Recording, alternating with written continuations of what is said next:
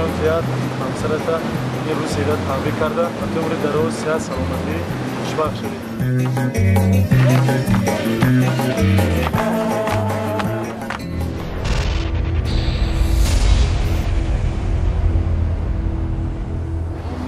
Мы находимся в центре водораспределительного объекта «Головной». Приграничный конфликт начался именно здесь.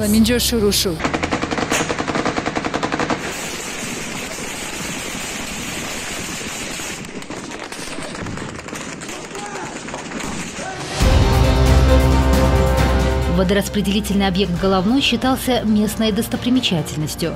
Сюда приходили молодожены и местные жители в праздничные дни, проводили фотосессии на фоне водозабора «Головной».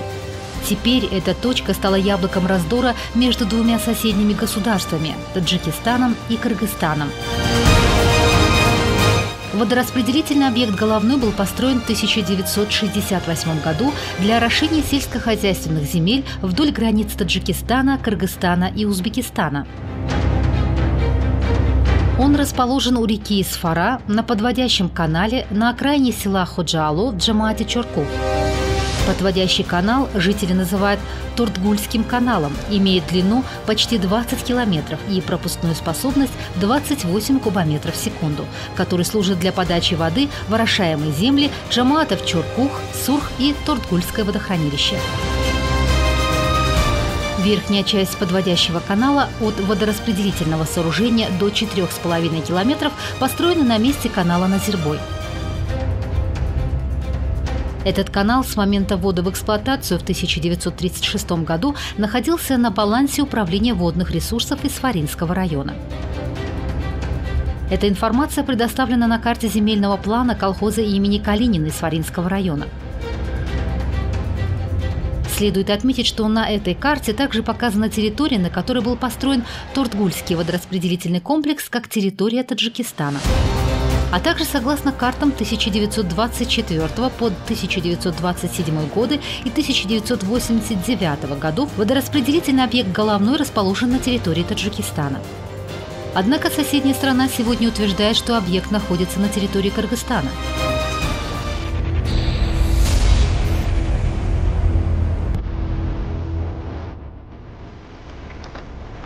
Эта тропа ведет к водораспределительному объекту «Головной».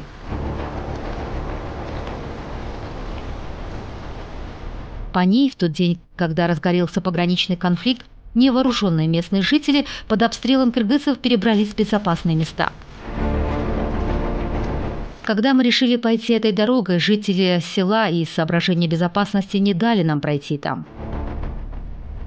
Они боялись, что по нам могут открыть огонь кыргызские снайперы, которые расположились в горах. Но, тем не менее, несмотря на уговоры пожилых людей, мы вышли в путь. Нас проводили двое местных жителей.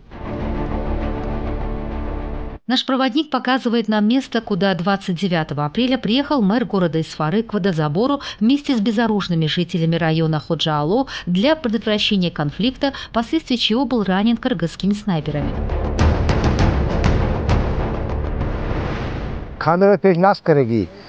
Нам сообщили, что киргизы демонтируют камеры видеонаблюдения, и мы вышли пресечь их действия. Они начали бросать в нас камни. Мы ответили им тем же. Неожиданно мы услышали звуки выстрелов из пулеметов и автоматов. Нас стали обстреливать. Мы с трудом добрались до ближайшего дома и спрятались в подвале. Стрельба продолжалась 6 часов. Вооруженный конфликт, который начался 29 апреля у водораспределительного пункта «Головной», быстро перекинулся и в другие пограничные районы Таджикистана и Кыргызстана.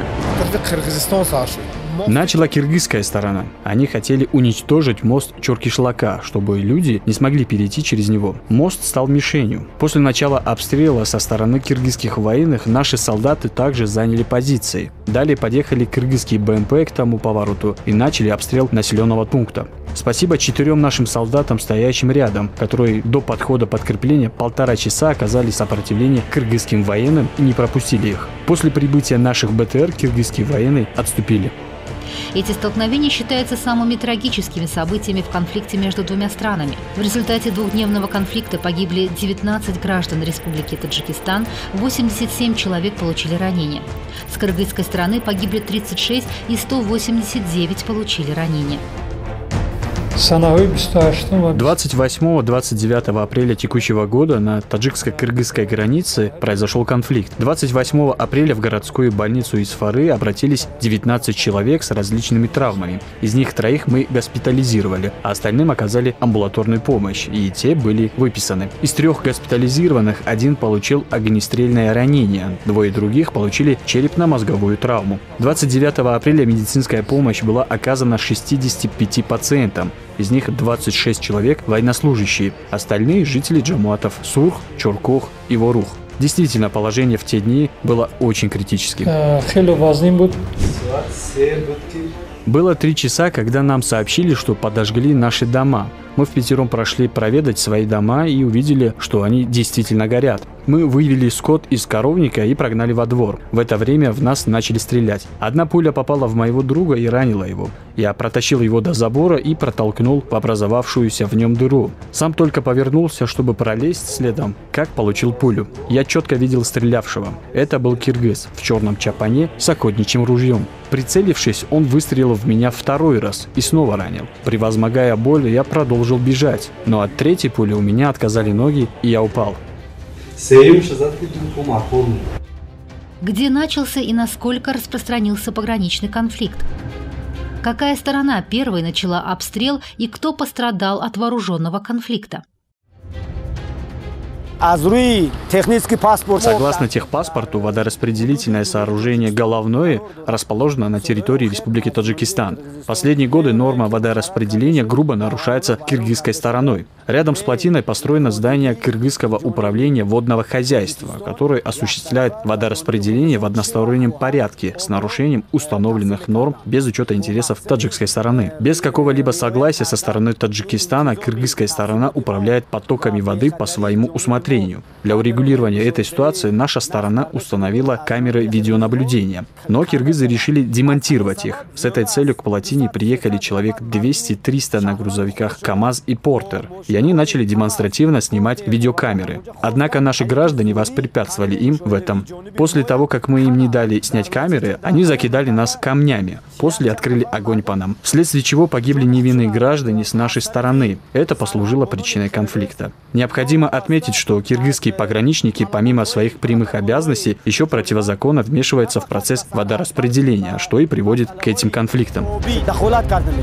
Местные жители сомневаются в том, что столкновения начались внезапно и неожиданно. По их словам, судя по действиям наших соседей, столкновения были заранее запланированы. Установка камер была только поводом. Кыргызские военные заранее были готовы к нападению. По словам жителей деревни и их соседей с кыргызского населенного пункта Коктерек, Сафеддара, за несколько дней до этих событий покинули свои дома. Позади моего дома по соседству живут киргизы. Еще 100 метров выше от нашего дома пустует дом. В тот вечер примерно к 4 часам к этому дому подъехали 11 микроавтобусов «Мерседес». Из них вышли киргизские военные. Они посадили гражданских в эти автомобили и вывезли их из села. За день до происшествия все киргизы оставили село. Мы предчувствовали беду, но не ожидали, что будет настоящая бойня. Мы думали, что конфликт, как всегда, закончится забрасыванием камнями.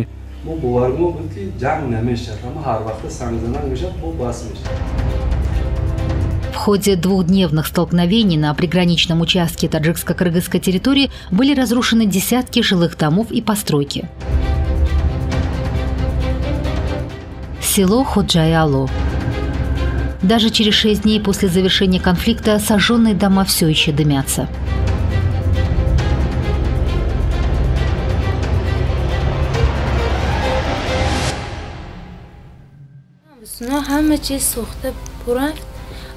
Наши дома сгорели со всем имуществом. Сейчас мы живем у дяди. Дом наш сначала обстреляли, а потом облили бензином и подожгли. Некоторые снаряды упали в рыхлую почву, но не взорвались. Их потом нашли и обезвредили наши военные. За 45 лет мы были свидетелями разных конфликтов, но такую жестокость видим 2-й раз. Первый раз конфликт был в 2014 году. Тогда погибшие были в основном из числа военных, а в этот раз больше погибших было среди мирных граждан. С соседями-кыргызами у нас сложились добрососедские отношения. Мы ходили друг к другу на различные мероприятия. Теперь я не понимаю, было ли это искренне или это были поверхностные отношения. Лишь знаю, те люди, что вместе с кыргызскими военными поджигали наши дома, не были нашими соседями. Я владею кыргызским языком на 80%. А поэтому поняла, услышав, как один из кыргызов призывал других поджечь наши дома. «Люди Охтатира, приходите и поджигайте дома таджиков. Они пустуют», – говорил он. Охтатир населен в основном кыргызами. Это кыргызский квартал, расположенный ниже нашего. Они пришли с канистрами бензина в руках, обстреляли дома из минометов, а затем подожгли их.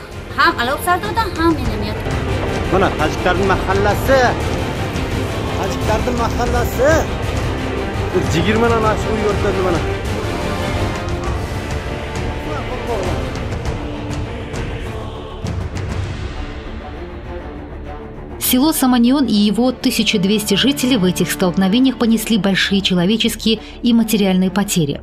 Из общего числа сожженных домов полностью было разрушено 10 домов. От многих из них осталась только горсть пепла.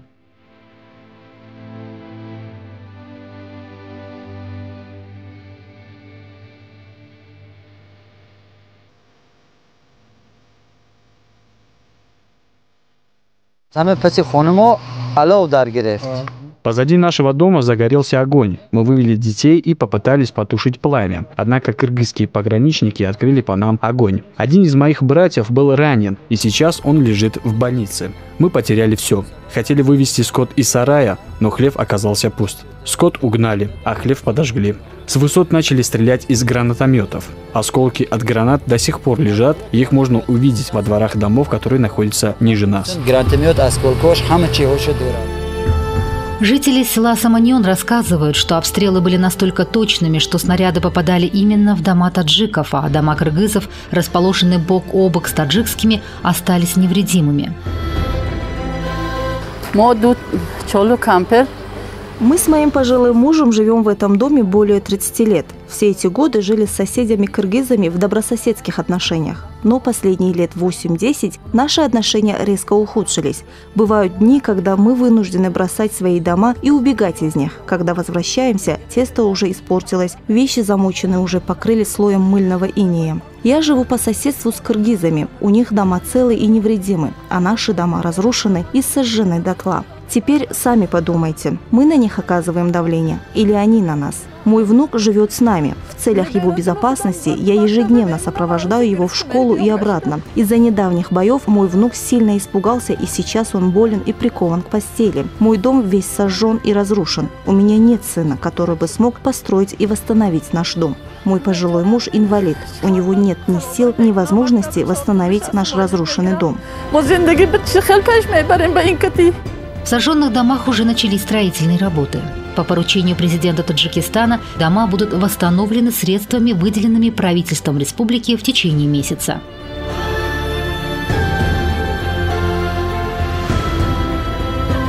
Несмотря на устранение последствий пограничного конфликта, все еще остаются нерешенными спорные вопросы. Неопределенность линии границы, увеличение численности населения в регионе, вопросы, связанные с доступностью водных источников, пассивных земель, пастбищ, транспортных дорог для жителей таджикских и кыргызских селений. До тех пор, пока эти разногласия не будут урегулированы, опасность возникновения новых конфликтов все еще остается актуальной.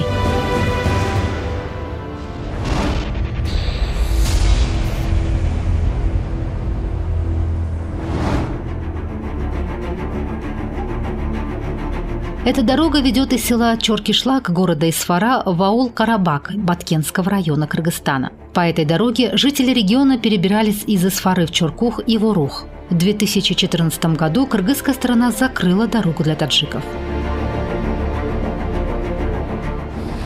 С советских времен дорога в Уруха проходила здесь. До 2014 года мы пользовались этой дорогой. После киргизы эту дорогу нам перекрыли. Теперь мы проезжаем дорогой, которая находится ниже.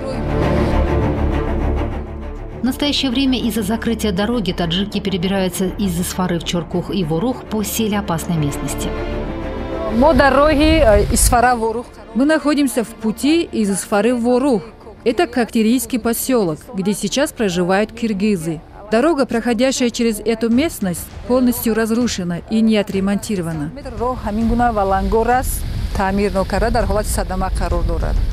Протяженность этой неисправной дороги составляет 300 метров. Каждый раз, когда таджики пытались отремонтировать этот участок дороги, кыргызы всячески препятствовали им.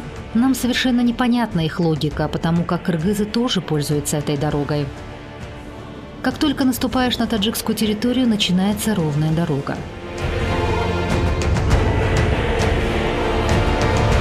В этом квартале таджики и кыргызы живут бок о бок. На правой стороне улицы живут таджики, на левой – кыргызы. Если здесь провести границу, то сразу же возникнет спор о принадлежности этой дороги. В этом и заключается сложность определения линии таджикско-кыргызской границы.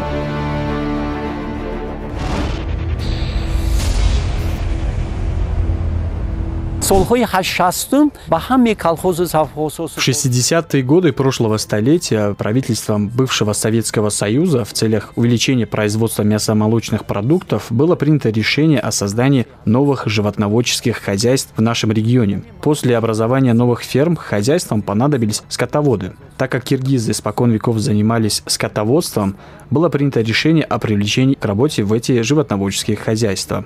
Граждане Кыргызской республики были приглашены в Таджикскую республику для развития данного направления. Им были выделены земельные участки для строительства жилых домов. Мы имеем документы, подтверждающие эти факты.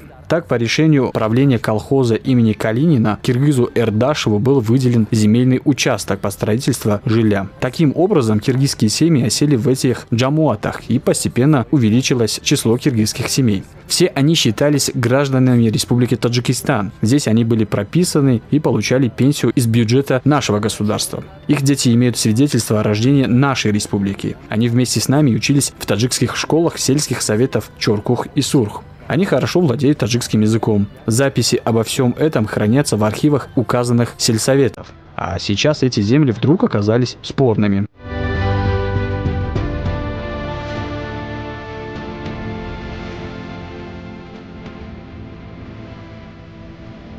Абдуманнун Рауфов, директор централизованных музеев города Исфары, житель села Чоркух, на протяжении многих лет собирал большое количество документов из исторических источников, доказывающих принадлежность спорных территорий таджикам.